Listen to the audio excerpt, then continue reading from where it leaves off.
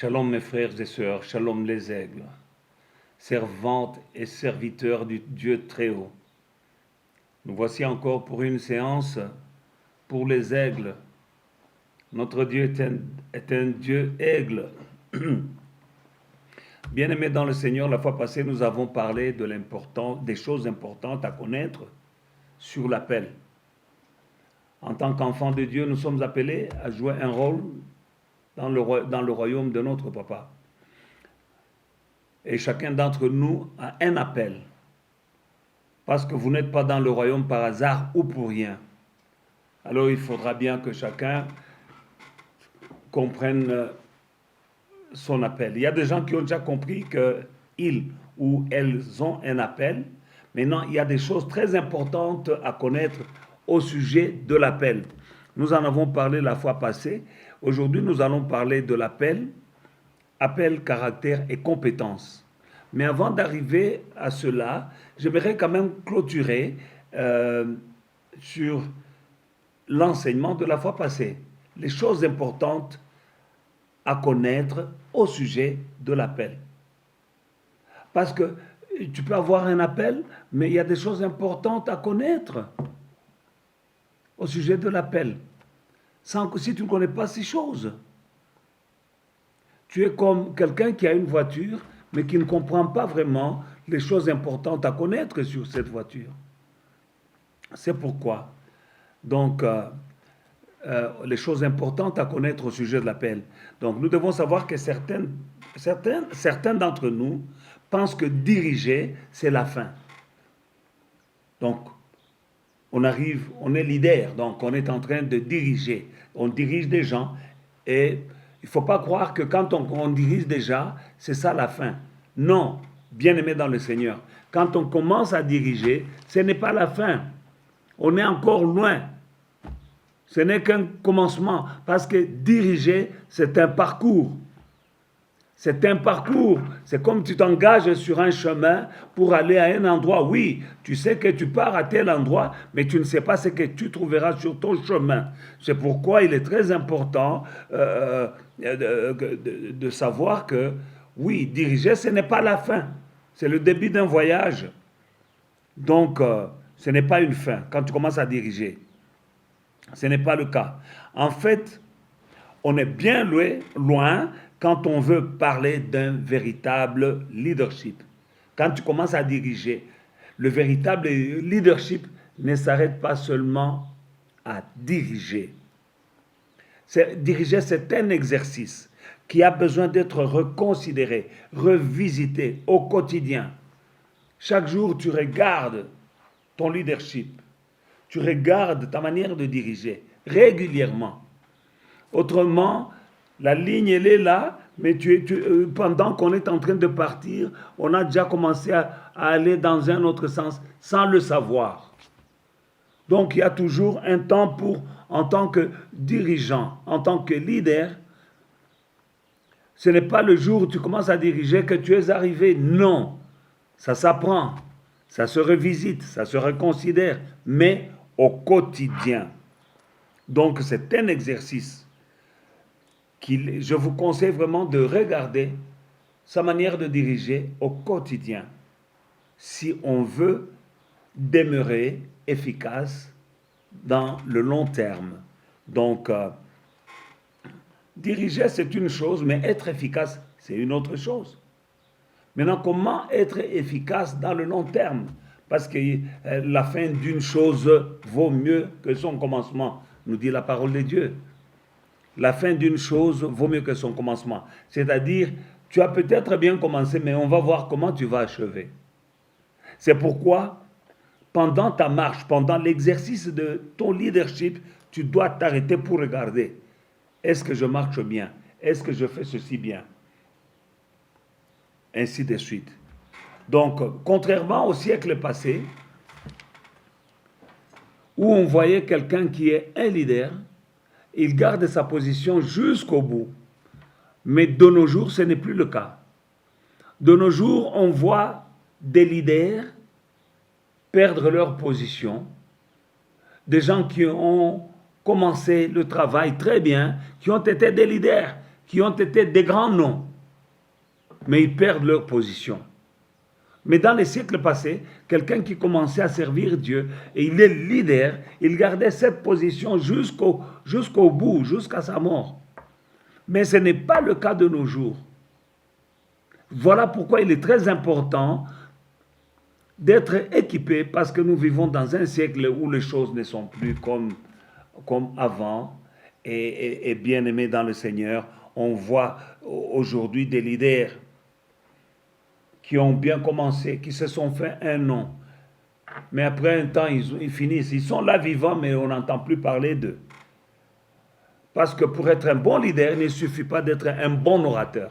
Parce qu'il y a des gens qui croient que je suis un bon orateur, alors je suis un bon leader. Non. Maintenant, il ne suffit pas d'être un bon orateur. Ou bien, il ne suffit pas d'avoir accompli de grandes choses. Comme il y a des gens qui peuvent dire, j'avais fait de grandes croisades. Oui, cela ne suffit pas pour être un bon leader. Nous connaissons des gens qui ont fait de grandes croisades, qui ont fait de grandes choses, mais vers la fin du parcours, au milieu du parcours, ils ont perdu leur leadership. La fin d'une chose vaut mieux que son commencement. Bien-aimés dans le Seigneur, il faut toujours continuer à s'équiper. Il y a la nécessité d'une formation continue. Il faut, parce que notre style de vie doit être en évolution constante. Et là, il y a une nécessité d'être formé. Continuellement, il y a la nécessité d'être équipé continuellement et d'être formé continuellement. Écoute, un bon leader continue à apprendre. Le jour où tu t'arrêtes d'apprendre, tu crois que tu es arrivé, alors là, c'est la fin du parcours. Là, c'est la fin. On n'a jamais cessé d'apprendre, parce que chaque jour, on apprend toujours quelque chose. On peut toujours apprendre quelque chose. Et on peut s'améliorer. On peut s'améliorer. Et on doit aller en s'améliorant. Sinon, on va se retrouver dépassé par les choses et par les événements. Bien-aimés dans le Seigneur, c'est une course. L'appel, c'est une course. Et chacun doit trouver son style et son plan d'action pour chaque nouvelle étape, pour chaque nouvelle vision. Il faut avoir un plan d'action. Tu dois trouver ton style et ton plan d'action. Parce que les choses changent. Oui, tu es leader, mais les choses bougent, le monde bouge. Continuellement, ça bouge. Nous pouvons regarder pendant ce moment. Le monde est bouleversé avec la pandémie, les confinements et tout ça. Ça bouge. Un bon leader qui veut garder son leadership efficace jusqu'au bout, c'est quelqu'un qui doit être capable de s'adapter à toutes circonstances, qui doit avoir toujours un tour d'avance, qui doit savoir quoi faire et comment faire. Et c'est quelqu'un qui doit toujours mener à bon terme ses projets. Tu commences un projet, il faut toujours l'amener à bon terme. Il ne faut pas commencer les projets et les abandonner en cours de chemin. Et pour cela, le meilleur endroit pour apprendre le leadership, moi je le trouve qu'un endroit, c'est au pied de notre Seigneur Jésus-Christ qui est le leader des leaders. Lui, il est le meilleur leader et quand on regarde à lui, à ses pieds, on peut vraiment apprendre le leadership. Et bien aimé dans le Seigneur, c'est un peu sur ce voyage que je vous invite à me rejoindre.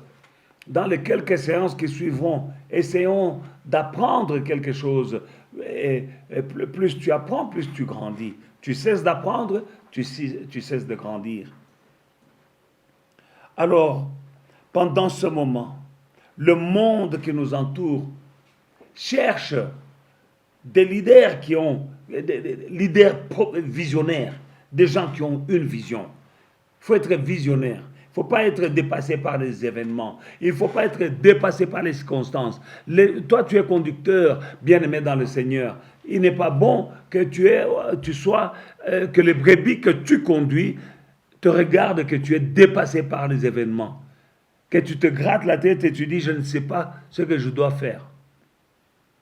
Parce que tu n'as pas une vision. Mais pendant ce moment, le monde qui nous entoure a besoin de leaders visionnaires, des gens qui ont une vision, des gens qui ont une révélation. La Bible dit dans le livre de Proverbes, chapitre 29, au verset 18, quand il n'y a pas de révélation, le peuple est sans frein. Quand il n'y a pas de révélation, le peuple est sans frein. Une autre version dit, le peuple périt par manque de vision. Le peuple périt là où il n'y a pas de vision, par manque de vision. Et le leader aussi, il meurt. Ton leadership meurt quand tu n'as pas de vision. C'est ça, bien-aimé dans le Seigneur. Tu dois avoir une vision. Tu dois être constamment dans la présence du Seigneur pour lui demander la direction à suivre. Toujours, toujours. Même quand ça va bien. Pour que Dieu te révèle les choses qui viennent. Les événements qui viennent. Parce que tu ne dois pas être là. Écoutez, quand tout va bien, je vais vous dire le meilleur moment pour prier. Le meilleur moment pour prier, c'est quand tout va bien. Oui, quand tout va bien, c'est le meilleur moment pour prier. N'attends pas quand ça va mal, alors tu commences à prier. Bien-aimé dans le Seigneur, un exemple simple. Les problèmes, quand Job a commencé à avoir des problèmes, tout allait bien. Il avait beaucoup d'enfants, il avait beaucoup d'argent, il avait beaucoup de business, tout marchait bien. Et c'est là où, bam, les choses ont commencé à arriver, une après l'autre, à Job. Les enfants, les troupeaux, les business, tout est parti, one by one. Et c'était le moins. Il faut te méfier quand tout va bien et tu dors. Tu ne cherches pas la face de Dieu. Quand tout va bien, c'est le temps où l'ennemi vient et il frappe. Quand tout va bien, prie parce que tu ne sais pas ce que demain te réserve. Cherchez la vision de Dieu. Pendant ce moment, la Bible dit, le peuple périt là où il n'y a pas de vision. Et le peuple a besoin des visionnaires. Voilà pourquoi, bien-aimés dans le Seigneur, on a besoin des leaders qui sont en effervescence continue, qui ont toujours un tour d'avance et qui mènent leur projet à bon port. Et écoutons ce que Romains nous dit, Romains chapitre 8, au verset 19 jusqu'à 21, la Bible nous dit ceci. Aussi la création attend-elle avec un ardent désir la révélation des fils de Dieu. La création attend-elle avec un ardent désir la révélation des fils de Dieu. Car la création est soumise à la vanité, non de son gré, mais à cause de celui qui l'y a soumise, avec l'espérance qu'elle aussi sera affranchie de la servitude, de la corruption pour avoir part à la liberté, de la gloire des enfants de Dieu. Donc, la création entière attend avec un ardent désir la révélation ou la manifestation des enfants de Dieu. C'est-à-dire qu'on voit les enfants de Dieu. Comment est-ce qu'on nous verra si nous ne sommes pas différents de ceux qui sont dans le monde? On ne peut pas nous voir parce que nous serons. On nous verra quand nous sommes différents. Il faut avoir une vision. La création entière attend, le monde qui nous entoure attend avec un ardent désir de voir la différence en nous, de voir le changement en nous, de voir la lumière en nous, parce que nous sommes la lumière du monde. Quand ils nous regardent, ils attendent. La création attend de nous quelque chose, bien aimé dans le Seigneur. La manifestation des enfants de Dieu. Que ça se voit que nous sommes différents d'eux.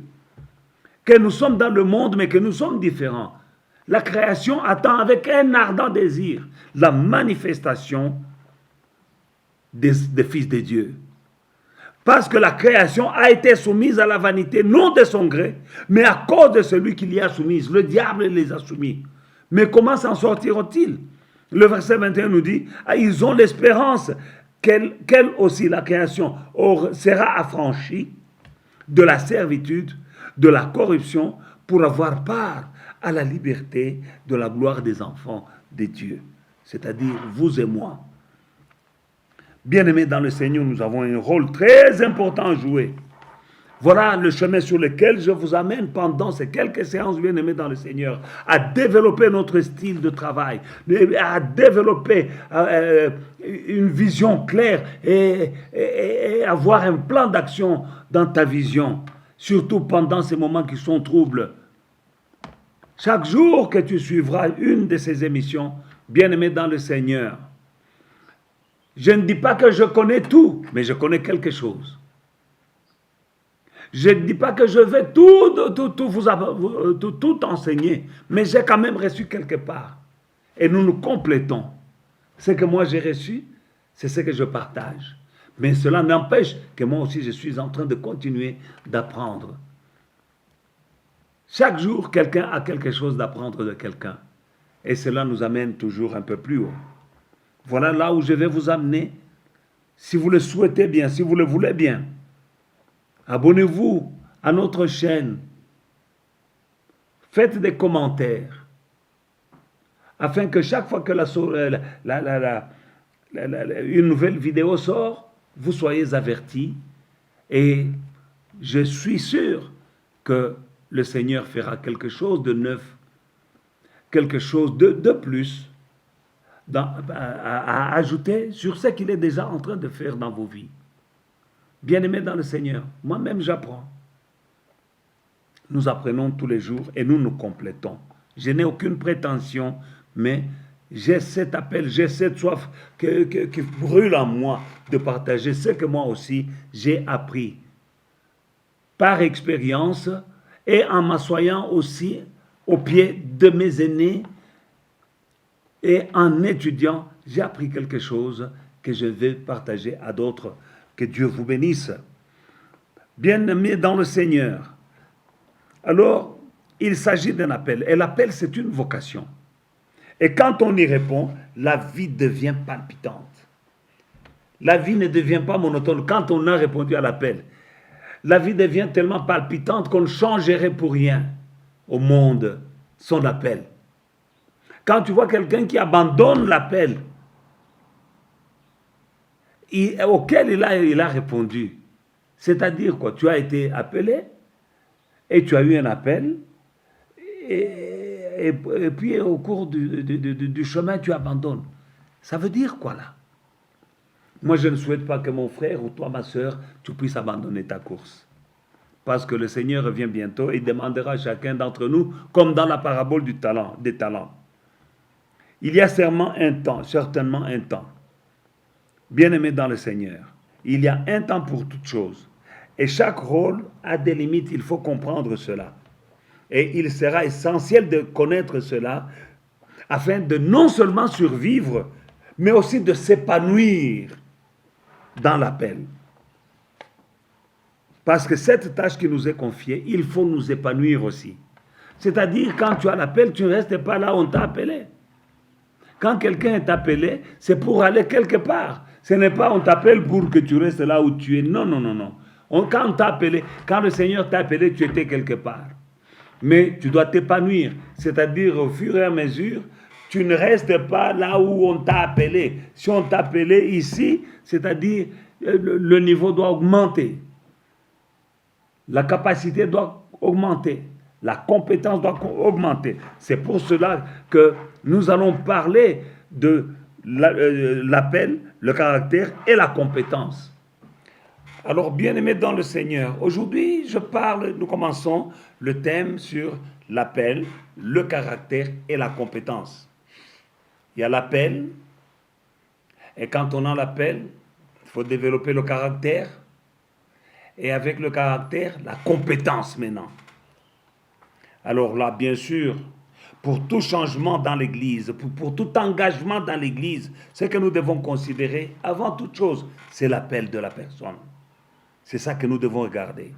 Alors là, il s'agit là d'un prérequisite incontournable. Nous ne pouvons pas contourner cela. Pour tout engagement sérieux dans l'Église, la chose à considérer avant toute chose, c'est l'appel. Alors, dans Romains chapitre 10, nous regardons au verset 13 à 15, la parole de Dieu nous dit ceci.